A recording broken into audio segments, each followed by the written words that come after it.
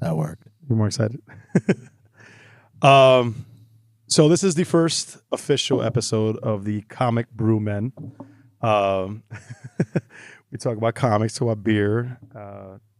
Kevin Smith doesn't have a show anymore, so we can kind of play off of that a little bit. Mm-hmm. And we're gonna go over what's coming up, what's currently out, and obviously talk about the beer. Hell yeah. That's part of it. Here today at Samurai Comics over in Glendale, Arizona, right off of Glendale and Dysart, west of the 101 of Westgate. Come by, get your comic needs. It's also Phoenix and Mesa. Phoenix and Mesa, Indian School and 16th Street Mm-hmm. in downtown Phoenix, and then Mesa Southern and Country Club. Awesome. Thomas, Thomas. manager. Yes. Alex, Joe. Here we are. Okay, so first and foremost, let's get to the big topic. Since we're now a month into Endgame. Yeah. Yeah. About that, $2 billion later. I think spoilers have been lifted. I think we could talk about it now. We can leave the spoilers. You don't have to worry about that. Okay, cool. So hate it, love it, somewhere in the middle. Where are you with this? I really liked it. I really liked it a lot. I want to say nice I want to political say way. I love it, but it wasn't a perfect movie. It's not in my top 5 Marvel MCU movies of all time.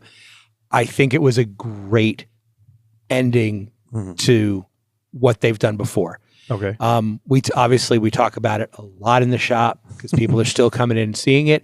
I think it was a great movie with some near perfect moments Okay. for the characters. I do think there was a lot of, and this happens a lot in comics in general, where the story is so great that the writers are stuck with, how the hell do we wrap this up now? Yeah.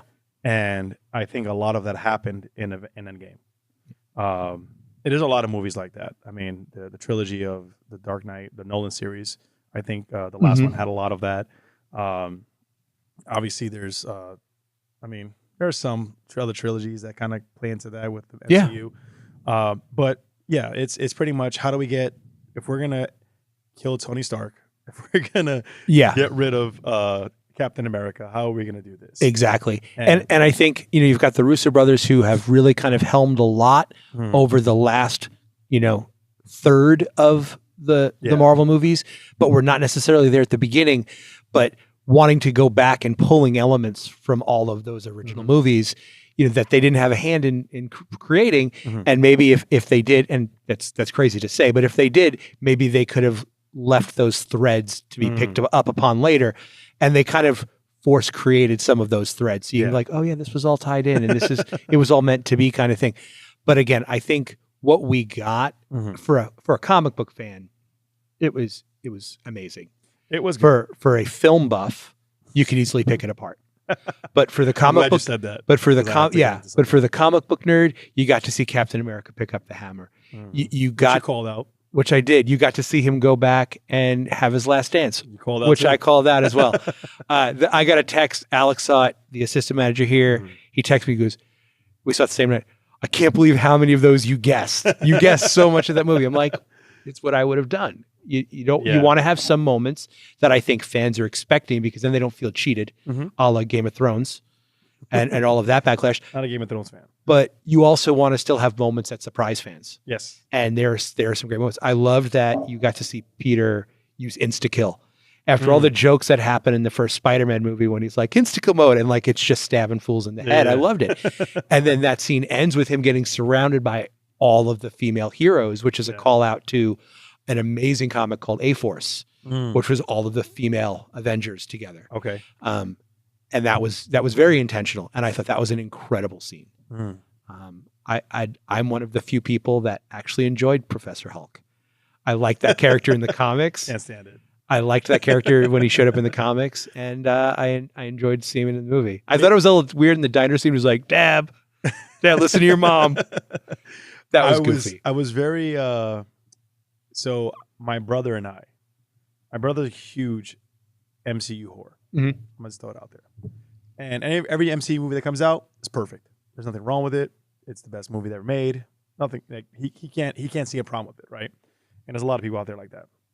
And so when we were watching, I always have this debate with him about Ed Norton's Hulk versus Ruffalo's Hulk. And I said, I prefer Ed Norton's Hulk because it's such a badass Hulk, and even the character of Bruce Banner is deeper Mhm. than what Ruffalo's Hulk is, in my opinion. I mean, let's be honest. Ragnarok, where Thor is playing, where Hulk is playing with a ball, a bouncing ball, not really the best moments for the Hulk. I get where you're coming from. So when in the scene where they're in the first invasion for the first Avengers, where the original Hulk shows up and just destroys them with the car, I lean over and go, "That's the Hulk," as a nod, because again, right afterwards, there's a scene where he has to pretend he's the Hulk also. So he has Which that I moment. really thought that was hilarious. I thought Ruffalo, I love that like they just mocapped him and you can really see him. I love when he's like, I was like, smash. smash stuff. He's like, this is That embarrassing. was interesting. I thought that was a fun scene. And I also thought it was very interesting that he's the one that runs into the Ancient One. It's not the logical scientific Tony Stark. It's the Hulk. Mm-hmm. And I thought that was kind of a fun just interaction to see. Yeah. Like you never thought that was a surprise to have some of these classic characters showing back up again, which I think added to the kind of, if you're a comic fan, to the enjoyability of the movie. Yeah. Again, not a perfect film, but when you get to see Howard Stark again, and you get to see Tony interact with him, he doesn't know who he is. And it was funny because for a second in the movie, in my head, I'm thinking, man, like Cap should go over there and kind of save him from this weird conversation. And then I realized, oh man, he knows Cap. He's gonna go. He knows Cap better than he knows So why Tony. not set him up? I'm like, he's gonna be like, what the hell are you doing here, Where'd you Cap? come from? Yeah. So I then I fixed myself there, but yeah, I get exactly what you're saying, and the Hulk in particular. We have a lot of Hulk fans that are coming in here that were not happy with that portrayal. As someone who's read the Hulk for a very long time, they picked a lot of different characterizations of the Hulk throughout his history. If he was still, and Ed Norton's Hulk movie is a good movie, but if he was still Ed Norton's, even if it's just portrayed by Ruffalo, ragey Hulk, that's a very one-note character to have in all of those movies. But he's not like that in the comics. But he's the thing I love about that is because it's the storm that you want to aim. So it's not so much you can't control it, right? But in my opinion, we got that. That was Avengers. Yes. So now let's evolve a little bit, because in the story that they kind of grabbed Ragnarok from, you've got Worldbreaker, Planet Hulk, and all of that. He wasn't ragey Hulk. He was smart Hulk. But he was still more Hulk than Banner. Oh, he was a totally different personality. It wasn't Banner in Hulk's body. Yeah. No, you're right. But it was still smart Hulk. In the current series, the Immortal Hulk, which is probably selling better than any other Hulk series in the last 20 years, he's not ragey Hulk. They're going through a whole metaphysical. No, it's its own weird thing, metaphysical. And so Bruce Banner is non-existent? He's part of it. No, he's part of it. Okay. He's part of it. It's almost like a horror thing. It's incredible read. Actually, it's an incredible take on this character. We'll come back to that because I read the Weapon H Hulk Vereen's short story. Yeah. And we'll come back to that. Okay. Because I do have. But yeah, I definitely, if you're a Hulk fan, that wasn't what you wanted. But I'm a Captain America fan. First and foremost, Captain America: First Avenger is my favorite Marvel movie. Really? Because that's very low on a lot of people's lists. I know it is, because it's not the most action-packed one. They don't get as much Captain America, but I'm a fan of Steve Rogers. I like his morality. That's that scene early on in the movie when they're in training and everyone's making fun of the skinny guy, and they throw the grenade out, and he's the one that jumps on it. To me, that nailed Captain America. That's who you want as Captain America, and that was Steve Rogers. And then you get a cool second act of Captain America being Captain America. But I didn't mind the slow build in that movie. I don't want him in all my movies. Yeah. I didn't mind it in that because I'm such a fan of that character. Okay, I can see that. I did like the nod to Civil War, where Spider-Man and Captain America meet. Where are you from? Brooklyn. Queens. Oh, yeah. And then he calls him Queens in Endgame. I was like, okay, you know what? That's good. Oh, I'll give you that. That's a very New York thing type of kind of to do. Oh yeah, there's You know what I mean? that That's attitude still definitely, exists. yeah. I appreciated that a lot.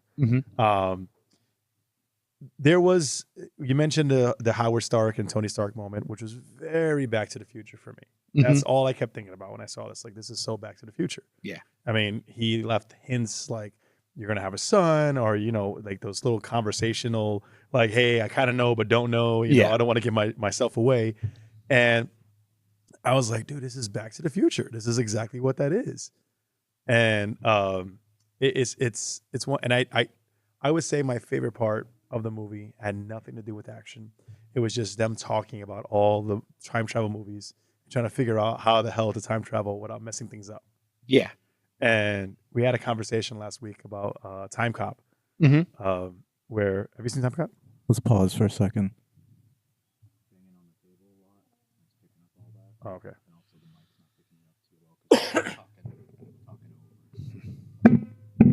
Better. Oh. Here we go. Better. This is better.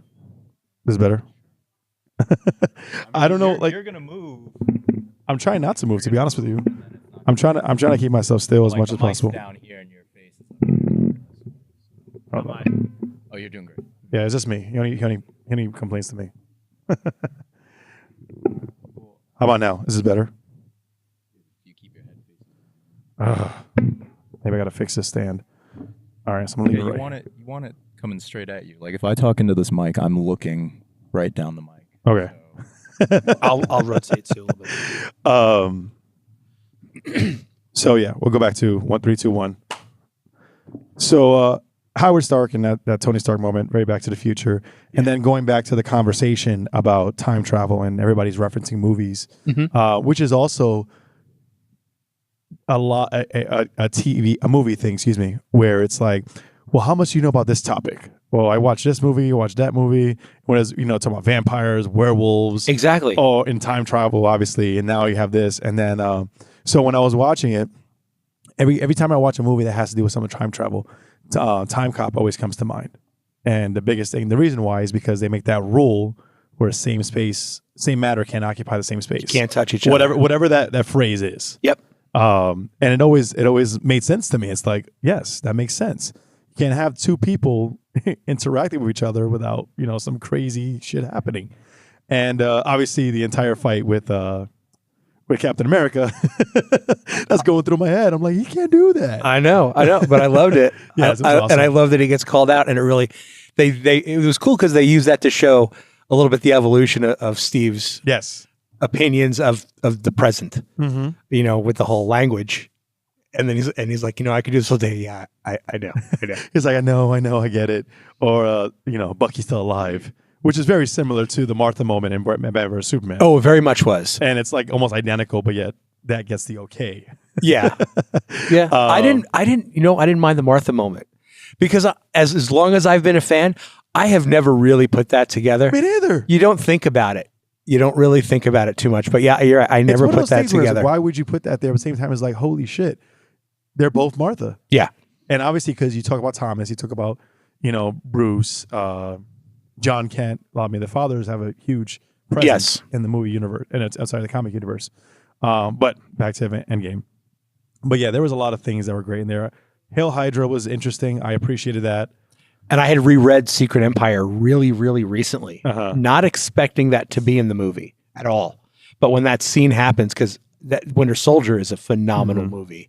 And Civil War is a really good movie as well. Also part of like the official Captain America little trilogy.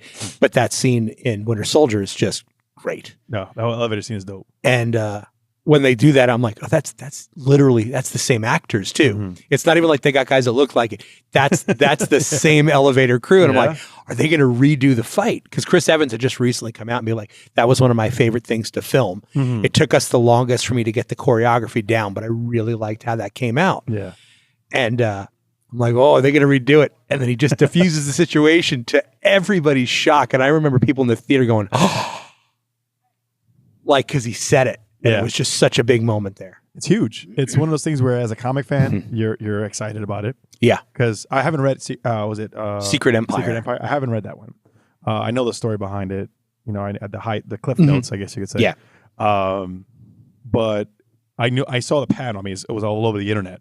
Yep. When it first came out, that panel where he says Hail Hydra was everywhere.